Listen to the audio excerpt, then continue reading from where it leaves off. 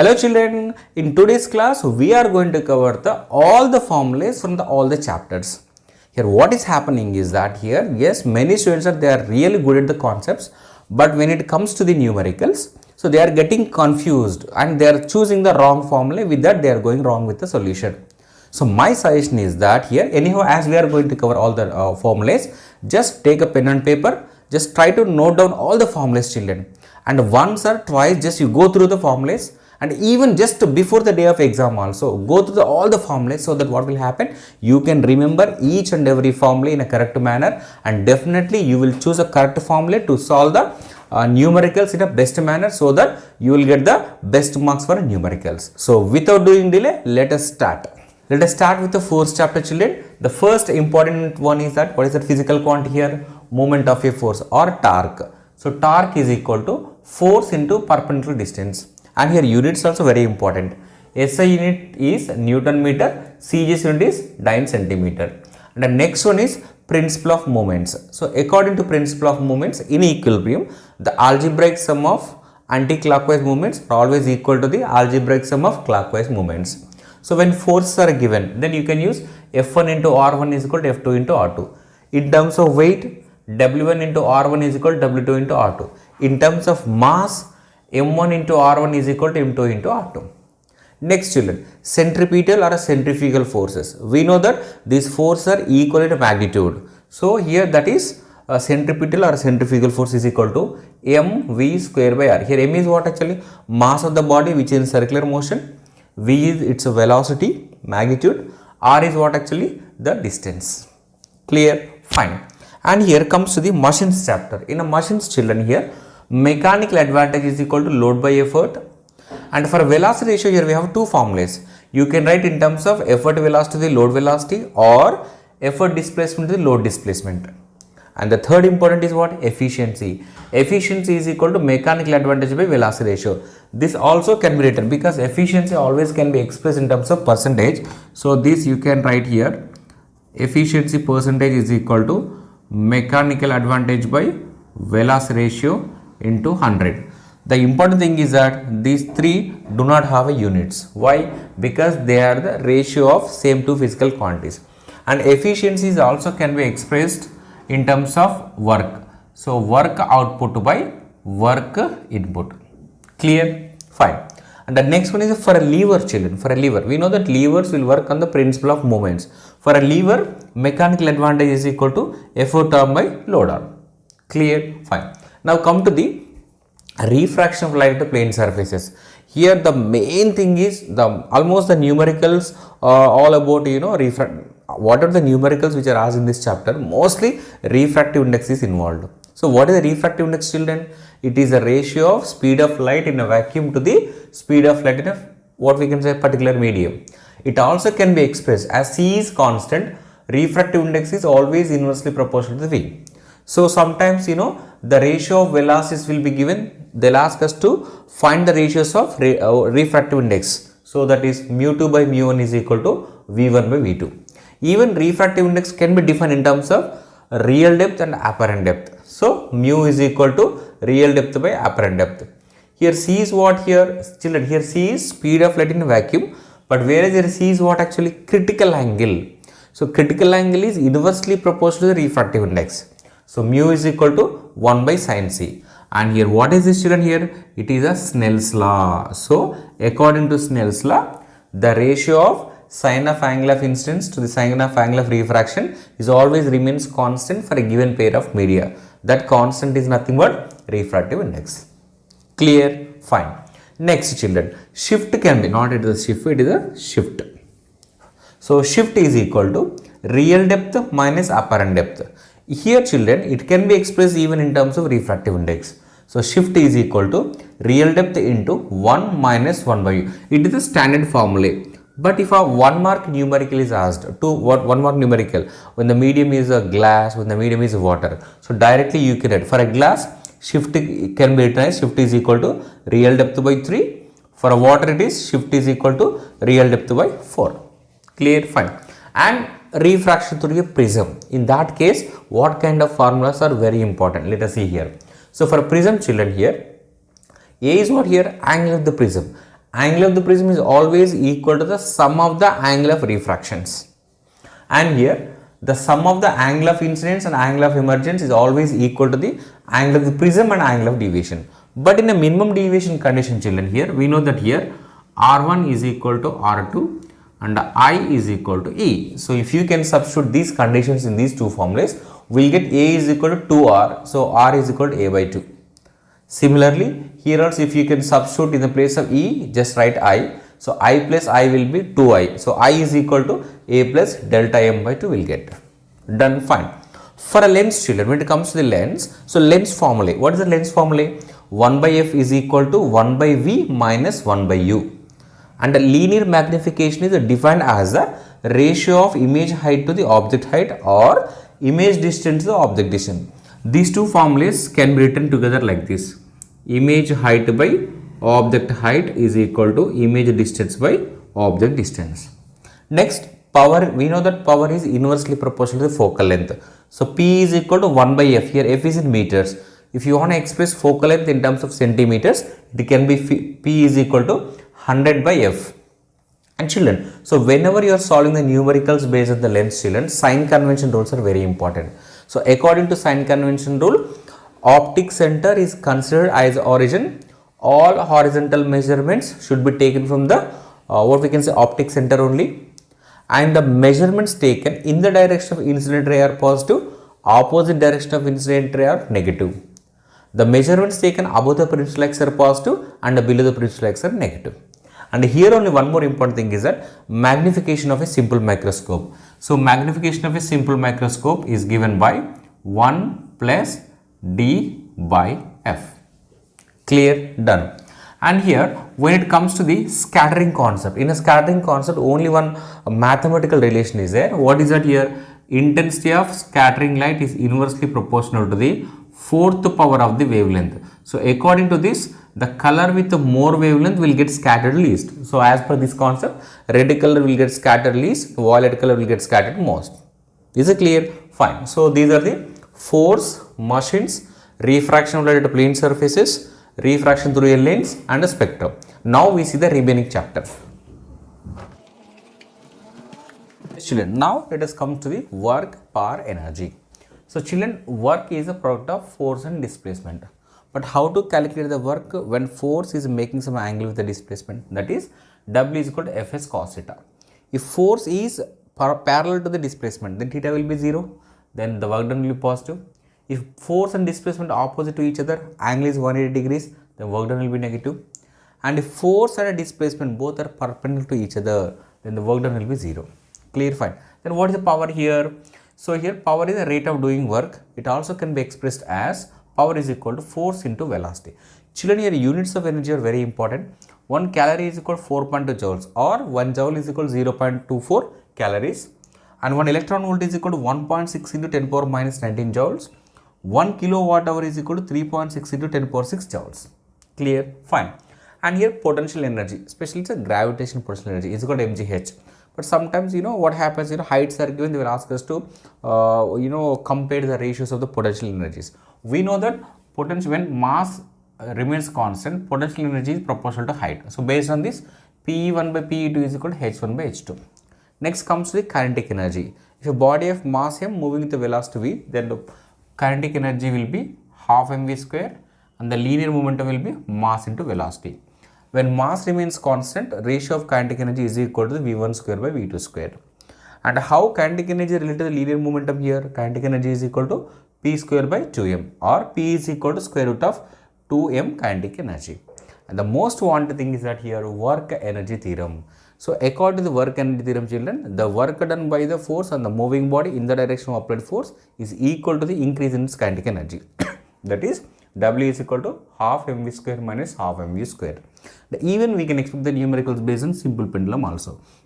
Children, if in a mean position, if a velocity v is given to the bob of the pendulum, to what height it is raised, how to calculate? Yes, h is equal to v square by 2g. Or in order to raise a bob through a height of h, what should be the velocity given at a mean position? That is, v is equal to square root of 2gh. Clear? So these are the formulas from the work per energy. Make note of it. Let us continue with the sound chapter, children. Here in a normal case, in general case, speed is equal to distance by time. But whereas in the case of echo children, the sound will travel what we can a double distance, right? D distance forward, D distance backward. So here V is equal to 2D by T. And when it comes to the examples for a natural frequency, the frequency of the simple pendulum is F is equal to 1 by 2 pi into square root of G by L. The frequency of the mass and what we can say spring system is F is equal to 1 by 2 pi into square root of, it is not T, so it is K. So K means what here? Spring constant by mass. And the frequency of the what we can the string in instruments, so that is F is equal to 1 by 2 pi L into square root of T by pi R square D. And here loudness is proportional to the square of the amplitude children. So based on this we can expect the 1 mark numerical. From here only we can write L1 by L2 is equal to A1 square by A2 square, or A1 by A2 is equal to square root of L1 by L2. But how loudness is related to the intensity? So here intensity also very important here. So intensity is nothing but the energy by surface area into time. So how this intensity and the loudness are related children here? So loudness is equal to K into log 10 into intensity.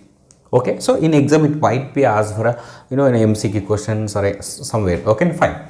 Now comes to the current electricity. So mostly many students are getting confused here only. Okay, na? So generally current means what? The rate of flow of charge. But if n number of charges are flowing in a time t, then we should use I is equal to NE by T. The next we know that current always flows from higher potential to lower potential. Then how can we calculate the potential? Potential or potential difference is equal to work done by charge. And here Ohm's law, which relates which gives a relation between potential difference and current, that is V is equal to IR. Clear? But how can we calculate the resistance children? Resistance is equal to rho into L by A. What is rho here? Resistivity. So for a resistivity it can be written as R into A by L.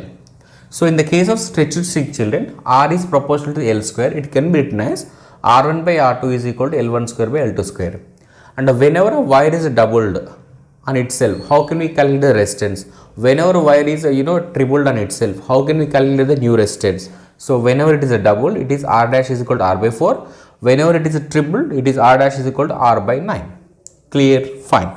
When it comes to the relation between EMF, terminal voltage, potential drop. So EMF is equal to terminal voltage plus potential drop.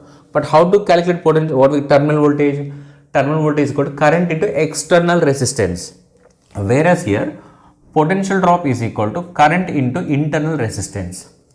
Okay, and how can we calculate the total current in the circuit children? Current is equal to EMF by total resistance, that is internal resistance plus external resistance. Here how to calculate the internal resistance? So here we have one more formula. R is equal to capital R into EMF by V minus 1. Okay, na? This is expression for internal resistance. And if more than one resistors are contained in if more than one resistors are there, they might be contained in a series or a parallel. So let us take the case of two resistors. If they are contained in a series children here, so the total resistance is equal to R1 plus R2. If more means n number of resistors with the same resistance R are connected, then RS is equal to n times R. So we know that in a series combination of resistors, current gets divided. But how to calculate the current across current through the not current here, potential gets divided. So how to calculate the potential across each resistor?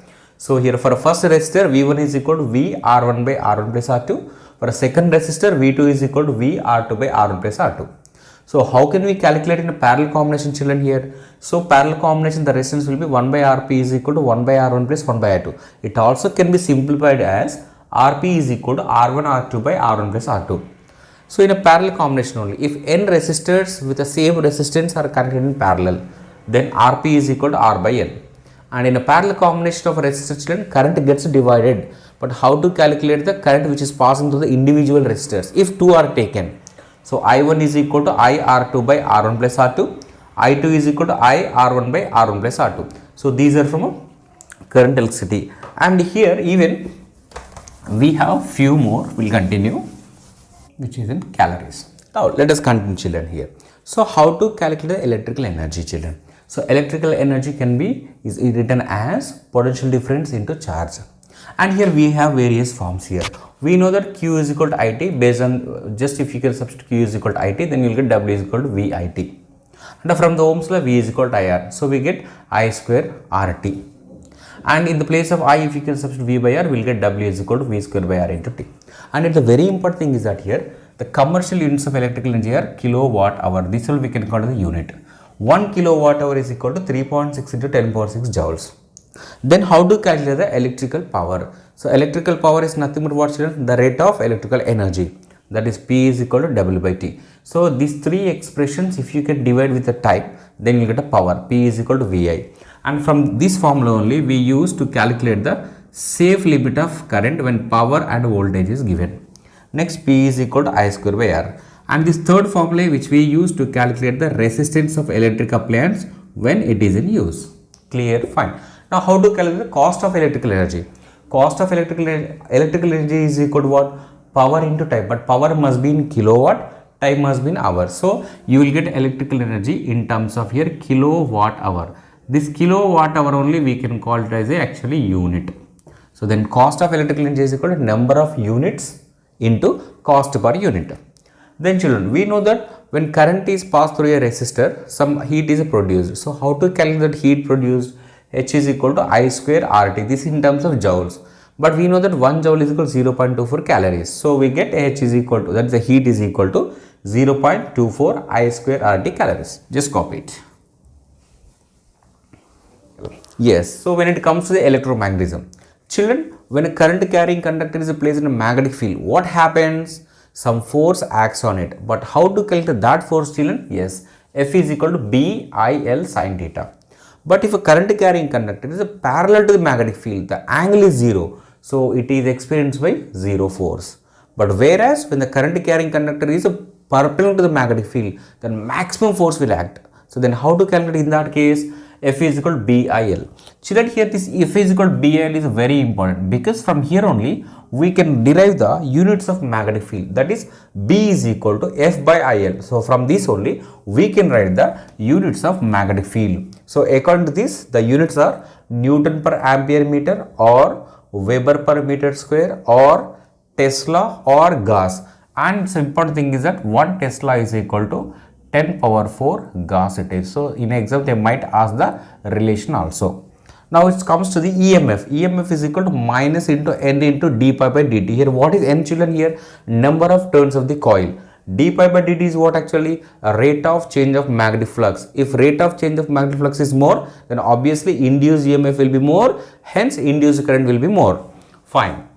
Now here when it comes to the transformer, children, in the case of transformer, see, whenever just when a power is distributed, make sure that power loss should not be there, which means what here? Power remains constant. When power remains constant here, what we know when a power remains constant, the very important thing is that here EMF is inversely proportional to the current actually.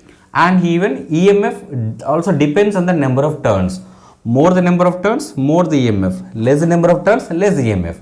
And for current it is, for a EMF and current, E1 by E2 is equal to I2 by I1. Clear? Fine. When it comes to the calorimetry, how to calculate the amount of heat absorbed or rejected? So here Q is equal to MC delta T. Here C is what, children? Here specific heat capacity. It also can be calculated as C is equal to Q by M delta T. Here what is C dash here? Thermal capacity or heat capacity, which is equal to Q by delta T. But examination point of view, how specific heat capacity is related to the thermal capacity, very important. So thermal capacity is equal to mass into specific heat capacity. And here during the change of state, the amount of heat absorbed or liberated can be calculated as Q is equal to ml. Here only most of the students will have a doubt here. Q is equal to MC delta T we have, and Q is equal to ml. These both formulas are what we get the same, means this both formulas, with the help of these two formulas, we calculate the amount of heat only. But the difference is that Q is equal to MC delta T is used only when there is a change in temperature. But whereas Q is equal to ml is used only when there is a change in state, rather change in temperature. This is what actually you have to keep in your mind. And it comes to the last chapter, radioactivity. So mostly actually it's not a numerical oriented, but here is some questions we can expect from the D case also. And one more questions we can expect to find the number of neutrons here. So here X is one neutral atom, Z is atomic number, A is a mass number. Then how to calculate the number of neutrons? A minus Z. And when it comes to the alpha decay, first of all, what happens when alpha particle is emitted?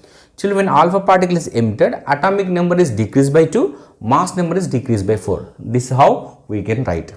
Clear? Fine. And when it comes to the beta decay, this is beta decay actually, it is not written, here is a beta decay. So when beta particle is emitted, what happens here? Atomic number is increased by 1 and there is no change in mass number. Then what you may get a wonder, sir, what about gamma decay? Because we know that here gamma is electrically neutral, it doesn't have any mass. So during the gamma decay, there is no change in mass number as well as there is no change in atomic number. Only there is a change in the nucleus of the energy. Is it clear? Fine, children. Okay, children, with this we have done with all the formulas from all the chapters. As I told you that just go through the formulas once or twice so that you will remember all the formulas, and so that during the exam you will choose the correct formula so that you get the correct solution. Okay, children, thank you so much. All the very best.